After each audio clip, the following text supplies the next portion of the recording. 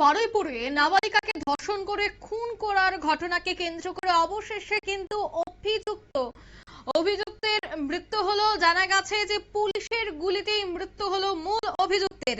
পুলিশের গুলিতেই নিহত ধর্ষণ এবং খুনের ঘটনায় এই অভিযুক্ত। বাংলার দক্ষিণ 24 পরগনার বারুইপুর থানার সূত্রপুরে এই সংশ্লিষ্ট ঘটনাটি ঘটেছে, যেখানে নাবালিকাকে প্রথমেই ধর্ষণ করা হয়, তারপর তাকে খুন করে জলে ফেলে দেওয়া হয়। এই পুরো ঘটনায় কিন্তু এখনো পর্যন্ত জানা গেছে যে মূল যে অভিযুক্ত তাকে পুলিশ গুলি করেছে। তবে সে বিষয়ে আরো বিস্তারিত জানবো। টেলিফোন লাইনে যুক্ত হয়ে গেছে পশ্চিমবঙ্গ থেকে প্রতিনিধি শানি রয়। শানি, ঠিক কি জানতে পারছো, কিভাবে ঘটেছে এই ঘটনা? অঙ্কিতা, দেখো, তোমাকে জানাবো যে ইতিমধ্যেই কিন্তু রাজ্যে পালাবদল হয়েছে। পালাবদল হওয়ার পরে এই প্রথম কিন্তু বারুইপুরে একেবারে ধর্ষণ ও খুন করার মতো ঘটনা উঠে আসছে। মাত্র 11 বছর বয়সী নাবালিকাকে একটা পৈশাচিক যন্ত্রণা দিয়ে কিন্তু মেরে ফেলার অভিযোগ উঠে আসছিল, এবং যার ভিত্তিতেই কিন্তু ইতিমধ্যেই পুলিশ একেবারে কঠোর ভাবে কিন্তু তৎপরতা শুরু করে দিয়েছে। 4 জনকে গ্রেপ্তার করা হয়েছে। এবং তোমাকে জানাবো যে এনকাউন্টারের কথা এই মুহূর্তে একেবারে গোটা রাজ্য রাজনীতি তোলপাড় করে দিয়েছে, যে বিজেপি সরকারের প্রথম পদক্ষেপ, যেখানে রাজ্য পুলিশ এনকাউন্টারের মতো ঘটনা ঘটিয়ে দিল।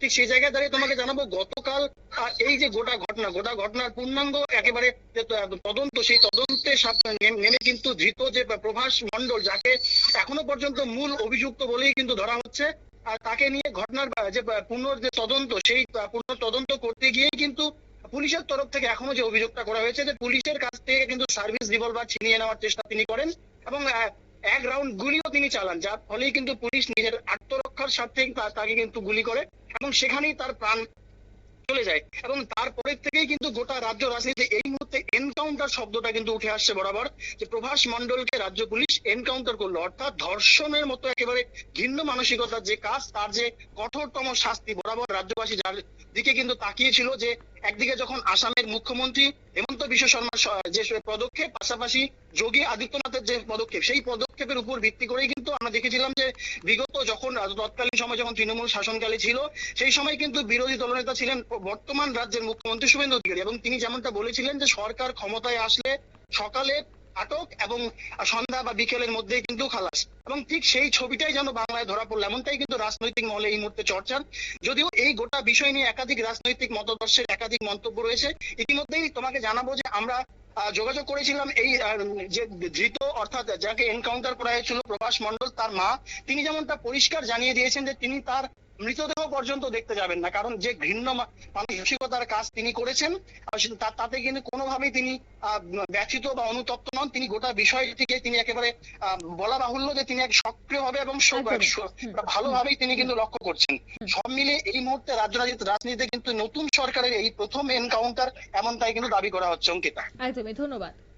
অর্থাৎ প্রথমেই যে মূল অভিযুক্ত, সে পুলিশের রিভলভার ছিনিয়ে নিয়ে গুলি চালায় এক রাউন্ড, এবং সেখানেই পুলিশ তার আত্মরক্ষা করতে গিয়ে সেখানে গুলি চালায়, এবং সেই গুলিতেই কিন্তু নিহত হয়েছে মূল অভিযুক্ত, এমনটা এখনো পর্যন্ত উঠে এসেছে। তবে যে মূল অভিযুক্ত, যাকে মূল অভিযুক্ত হিসেবে বলা হচ্ছে, এই অভিযুক্তের মার কি বক্তব্য শোনাবো একবার। বলছে আপনার ছেলের নাম প্রভাস মণ্ডল। হ্যাঁ, তা আপনার ছেলে মারা গেছে, আপনি দেখতে চান? হাসপাতালে আছে, দেখে। আমি বলছি না, আমি আর দেখতে চাই না, আমি দেখে আর কি করবো, আর আমার যাওয়ার শক্তি নেই, আমার গলা শুকিয়ে যাচ্ছে, বলতে পারছি না। হ্যাঁ, তাই বলছে আমার যাওয়ার শক্তি নেই, আমি যাবো না, তোমরা থাকো। বলছে ও তো আই কার্ড লাগবে।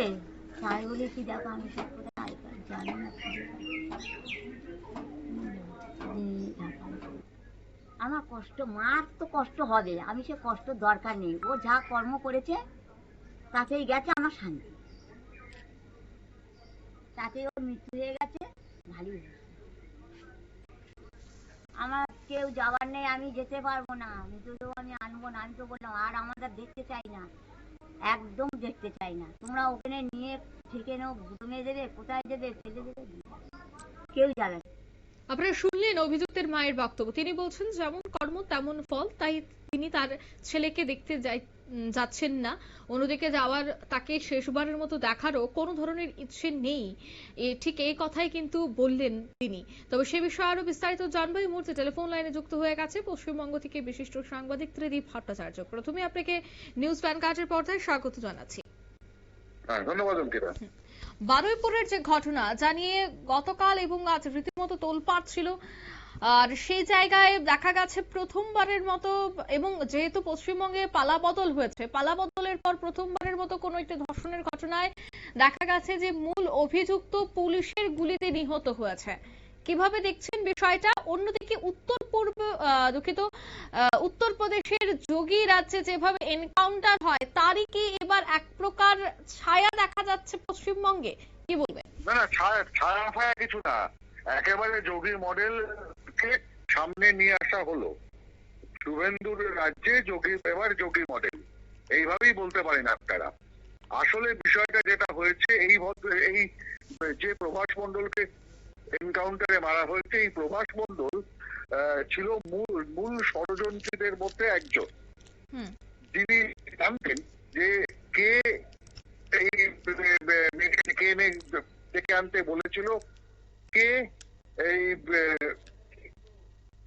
খুন করেছে, মেয়েটির সঙ্গে কি কি নির্যাতনের ঘটনা ঘটেছে, এবং ৩ নম্বর কারা অভিযুক্তকে থানা থেকে ছাড়িয়ে এনেছে। প্রশ্নটা হচ্ছে এইখানে।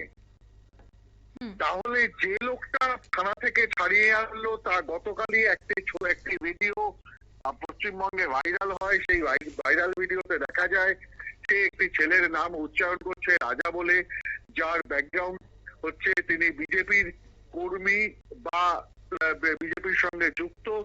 তিনি গিয়ে এই অভিযুক্তদের থানা থেকে প্রথমে ছাড়িয়ে এনেছিলেন। তাহলে কি রাজার নাম সামনে আসার জন্য এই প্রভাস মণ্ডলকে এনকাউন্টার করা হলো? তাহলে কি এই প্রভাস মণ্ডল ছিল গোটা ঘটনার মূল সাক্ষী? এই মূল সাক্ষীকে মেরে মূল অপরাধীকে আড়াল করার চেষ্টা হলো, নাকি ওই রাজাকে আড়াল করার চেষ্টা হলো? প্রশ্নটা এইখানে।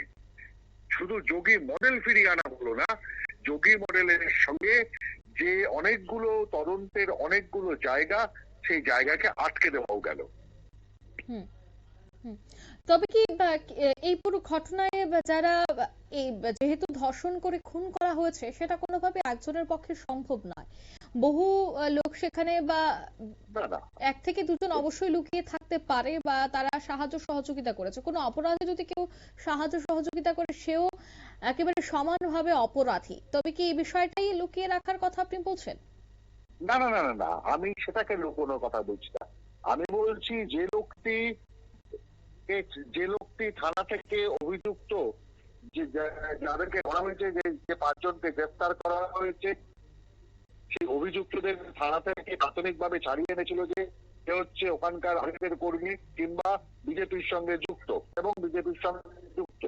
প্রশ্ন হচ্ছে তাহলে কি তার নাম সামনে চলে আসাতে বিজেপি অপরাধীদের বাঁচাতে চাইছে? এই অভিযোগ সামনে চলে আসাতে ভিডিও ভাইরাল হওয়ার পরই একে এনকাউন্টার করতে হলো। প্রশ্নটা এইখানে যে তাহলে কাকে আড়াল করতে চাইছে, তাকে আড়াল করতে এই এনকাউন্টারটা করা হলো। রাত 12:45 সময় কখনো ঘটনা পুনর্নির্মাণের জন্য কেউ যায়? যে লোকটাকে গ্রেফতার করা হয়েছে সেই লোকটা কিভাবে তদন্তকারী অফিসারদের পকেট থেকে বন্দুক তুলে নিয়ে 1 রাউন্ড ফায়ার করলো? ব্যাপারটা যে গোটাটাই এনকাউন্টারটা সাজানো, এটা বোঝা যাচ্ছে। একটা অত্যন্ত কাঁচা। একদমই। অসংখ্য ধন্যবাদ আপনাকে। অর্থাৎ অভিযোগ কিন্তু রয়েছে, এবং যে বিশিষ্ট সাংবাদিক তিনি বলছিলেন যে বেশ কয়েকজন যুক্ত থাকতে পারে। অন্যদিকে যে রাজা বলে অভিযুক্ত যে কথাটা বলছিল বা যার নাম করছিল, তাকে কি এবার আড়াল করার চেষ্টা, তার জন্যই কি এনকাউন্টার? এই বিষয়টা নিয়েও কিন্তু একাধিক প্রশ্ন উঠছে। তবে আরো একবার শোনাবো অভিযুক্তের মায়ের বক্তব্য।